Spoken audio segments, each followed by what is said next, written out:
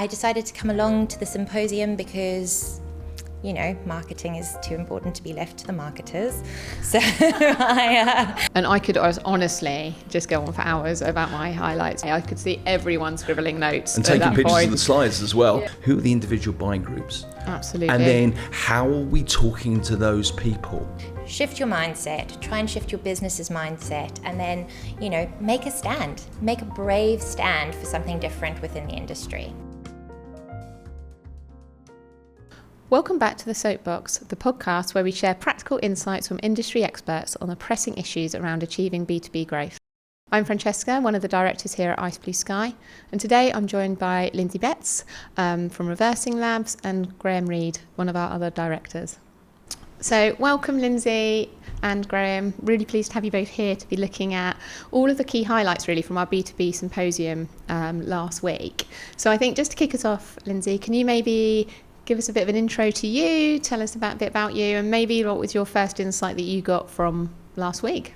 Oh, thanks, Fran. And thanks for inviting me to the B2B Symposium. I was just chatting with Graham before. It's really, really lovely to be invited.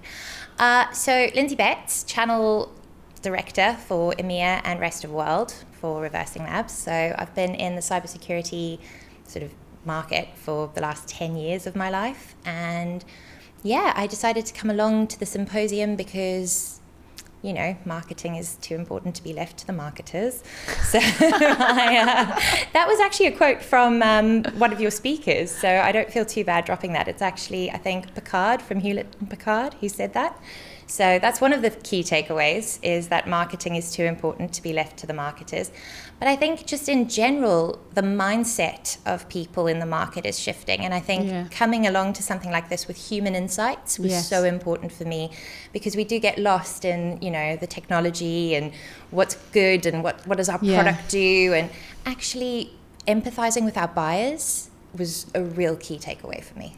Yeah, definitely. And I think it's super important, isn't it, to put that lens on it all the time, because you're in partnership. So it's very much about, well, how are we partnering together? How are we going to market? And if we forget about the buyer in that, then we really run the risk of not articulating the actual true value that people need to see and understand. Yeah. That was really good. I totally agree. And I think that session we had with Barbara was about enabling the buyer and how do we actually really engage. Did you have any sort of key insights from her session at all that kind of grabbed you? I mean, I loved every minute of Barbara's entire production. It felt like she was very, very warm speaker, very, very knowledgeable. I loved the book that she referenced, The Jolt Effect. Yes. It's in my Amazon cart and ready to purchase, because she was so passionate about buyer indecision post-COVID.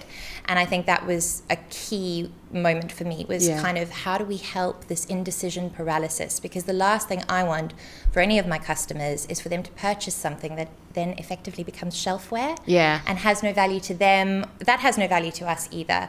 I think a lot of vendors would agree with me. The worst thing we can do as vendors is push a sale, it becomes shelfware, and no one gets any value out of it. No, and I think, you know, that adoption is so crucial, especially when you look at customer advocacy, which is something we talked about last week as well, and how those advocates are going to be your best salespeople for your organisation, right? And if you are just pushed a sale for the sake of sale and no one's ever using it, then we're not building value for the buyer. And also, like you just said, with this buyer indecision, you're actually competing sometimes by just doing nothing, right? Because it becomes hard and difficult. And I know this is a passionate subject you have as well, Graham. Yeah, absolutely. So just very quickly, if anybody hasn't been on any of our previous podcasts, I'm Graham, I'm one of the directors here at Ice.Blue.Sky. I sort of go by a title of heading up business creation, coming up with some great ideas. But I hosted the event last week. So I really had to get under the skin of a lot of people and a lot of subjects to make sure we sort of keep the relevancy.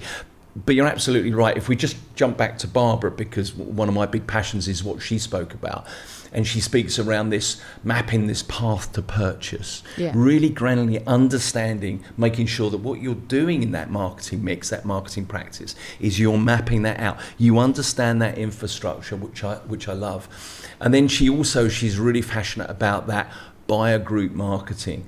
So it's not only just mapping out that path to purchase, what it's also about is saying, okay, who are the individual buying groups? Absolutely. And then how are we talking to those people? And it's a very passionate subject. Barbara and I can talk about, and it's about creating that content which is relevant to those buying groups. And we spoke about AI and things like that, and about how do you do that at scale. Yeah, and I think, when you're looking at those buyer groups, it's about building the consensus, isn't it? Because I think one thing that came up in the room that we all identified is there's always that stakeholder, or can be, that pops up at the end of the sales cycle and completely derails it.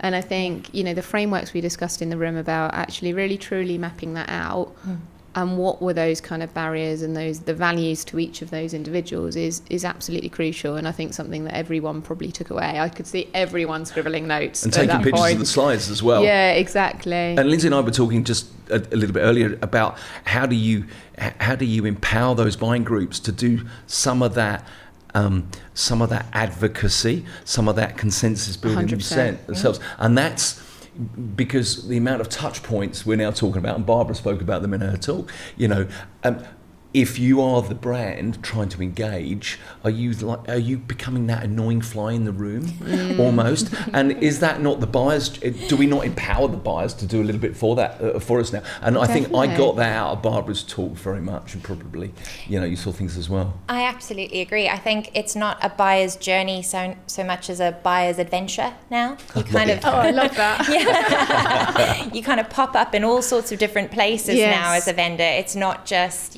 straight to procurement as it used to be. After a successful POV, you've got to get, everybody's got their thoughts 100%. On it, and it's not just, it's now hit purchasing, let's race to the bottom for pricing.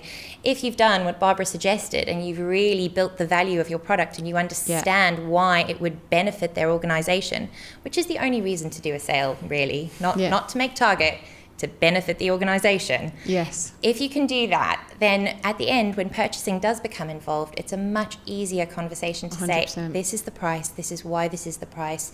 I understand that you need to show value by being purchasing and bargaining us down. But you're welcome to go and buy a different product if you think it's a better fit. Yeah, absolutely. Yeah. And I think that links us really well to kind of Marta's session as well, where we were talking about strategic marketing and ABM. And one thing I can't quote her because I can't remember the exact quote, but we were talking about, or she was talking about, the power of less, effectively. Instead of 70 whatever companies to really focus on, why don't we focus down on 35 and invest in that to demonstrate exactly what you're saying, Lindsay, like the actual value to those organisations, and to drive the consensus, to engage the different sort of buying groups. And I think that probably then links into your role a little bit as well, doesn't it, Lindsay, as like a channel director, and where you've got lots and lots of partners potentially, but where is that best fit, as I think Yvonne and Devon were talking about, in terms of that purpose, that investment, and sort of driving sort of that engagement forward. And we were just talking about that, weren't we, just outside, weren't we, about focusing, because your background is in teaching, isn't it? So it's, where do you focus your effort? Is the child really going to take going to take what you're saying, and is it worth you investing where you see the potential? Yeah, of course. Or where do you put that effort, I guess? And I guess that's what Marta was saying a little bit. Yeah, I think that's a really lovely way of introducing my shady past, Graham, that I used to be a primary school teacher. Thank you for including that in this podcast. I always say to my head of sales, I'm like, there are some children in the room who just don't want to learn. They would rather be playing outside. And it's those children who you can give certain things to, and I have a partner level for that, and they can go and play outside. But the partnerships that actually want to push the boat forward, and actually want to do their homework, and actually want to come along and do a bit more and learn a bit more and get into the trenches together. Those are the partnerships I'm really interested in, because they're the ones who are really interested in benefiting their customers. Definitely. So what was your take on Robin's session? So Robin Francisco, he was talking about almost throwing the rule book out the window, right? So, long we've all been governed as vendors as, end of quarter, end of year targets, revenue. But actually, should we chuck that metric out, and can we change minds and hearts and change things if we look at it a bit differently? So I'm interested in your take there. I mean, yes, Robin for Prime Minister, actually. Smashed it, didn't he? Yeah, smashed it out of the park. Absolutely. He did. But I think the whole premise was kind of mindset shift. You started with Ilza, who was talking about our own individual mindset needing to change, to make change within our businesses. And then we have Robin come along and say, well, we've got to change the business's whole mindset. 100%. And I love that he was very vulnerable with it and passionate with it. I think he's the right kind of person to push that forward within a business. And I do think all businesses need to change. I think, none of us want the targets to be what drives us anymore. I think we're about to undergo a huge AI revolution. If we're going to stay relevant, we really need to shift from linear economics to donut economics. Yeah. Which is round and circular and uplifts everyone with really good sprinkles on top. I love that. I love it, Lindsay. I love analogies. With the customer in the hole, right? So, and I can just see the visuals for the next campaign. I think from what I heard from Robin was exactly that. It's like, as you said, it's ripping up that rule book. Yeah. But the problem you've got is about targets. Businesses need to reach target. Of course they do. You know what? It wouldn't take long before revenue, if it was reducing, somebody's going to say, hang on, what are we doing here? So there needs to be that balance. And I think is revenue going to reduce, though, if we change the metrics? Because if we're looking at leading metrics in terms of, I can't think of one right now, but, that should then lead to revenue, right? Well, I agree with you, Fran. You know how important revenue is to me. I'm in sales. I mean, the only thing is you can't only be interested in the number. No. The business won't continue just based on a number. It has to have goals. It has to have, what do we stand for, which is right at the end of the day, right? Yeah. Exactly. That's what we came to with jumpsuit leadership and Peter Docker's presentation at your symposium. What do we stand for? And I think, as someone in sales, I think we get very lost in the now, tomorrow. The short-termism. Short-term, quarter end. It doesn't help us to build those long strategic partnerships and customer relationships that we need. Definitely, to deliver the value to those buyers and those engagements, definitely. Yeah, Peter's session really sort of embodied it. And some of these sessions, you put the keynote right at the beginning. And we decided to put the keynote right at the end. And I'd had long conversations with Peter, and he said so many organisations, he said, have an objective. But yet, if we backtrack, everybody knows who the objective is. But what's the real commitment from the people? Definitely. And if that's driven by the stand and the purpose, and you get that commitment, then you get that breakthrough and that outcome. And everybody understands, that's what we've got to achieve, that's what we've got to achieve. But actually, if you've not got the people enrolled, and I think that was a really interesting perspective that he got, and driving that stand and purpose. Yeah. And I think that was a lovely through note throughout the entire symposium was shift your mindset, try and shift your business's mindset, and then, make a stand, make a brave stand for something different within the industry. And I loved it. So thank you guys for including me in it. No, that was good. It was a good day. You're very welcome. Yeah, definitely. Yeah, so Francesca, great questions, and thanks for facilitating this. But we haven't asked you any questions. So what was your takeaway from it? Because obviously there was a lot of cross section of sort of content. But the session that you hosted with Devon from Aviva and Yvonne, was that your highlight, or did you get something else out of the day? Do you know what? I got so much out of the day, to be honest, out of every single session. Probably similar to Lindsay. I think, for me, buyer enablement is something I'm really attracted to, and it's something I've been talking about for a little while as well, because coming from sales enablement, I think educating the buyer, helping the buyer, understanding everyone's different dynamics and needs and building that consensus is really empowering. And that's kind of what we stand for as an organisation anyway, is to empower others. But also with the mindset always, I think teaming that with some of the things that came from Robin in terms of changing the metrics for how you're building success with your customers and for your business with another really key highlight.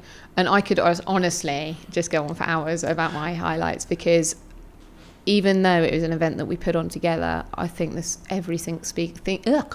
single speaker brought something to that day. And the way that it all joined together, it was just really lovely to see actually how my customers in the room were empowered.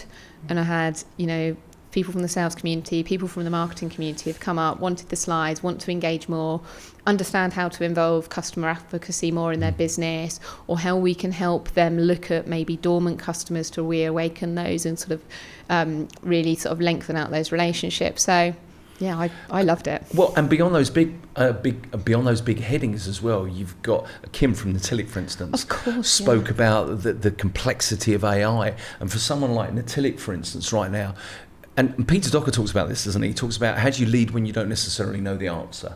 That's one of his things. Yeah. And so we're all doing that right now with AI. And Kim sort of showed us the complexity of all the different applications she's grappling with. Definitely. And what's the right thing to do. And I think to get her, I mean, she obviously ignited the room with those 3 questions. And to get those put in, and the input that we got, the noise went up in the room about the different attitudes towards AI. And, you know, I sometimes think, wouldn't it be great if we could just put that in a can and then we'll come back to it? We'll come back to it in probably a year or 2 years' time. What were we talking about then? What were her challenges? Because it's not going to stop, is it? No, and I think, you know, one of the things she talked about is sharing our knowledge, which is something we stand for again as Ice.Blue.Sky, and something that, you know, as part of our sort of role on the committee of the channel community is something we're going to spearhead I'm going to spearhead as Ice.Blue.Sky, is putting together like an online community kind of marketing forum help area so that people can come and ask questions and we can form a community around sharing knowledge in those new areas or maybe just areas where people are struggling. And we're going to lead with Lindsy,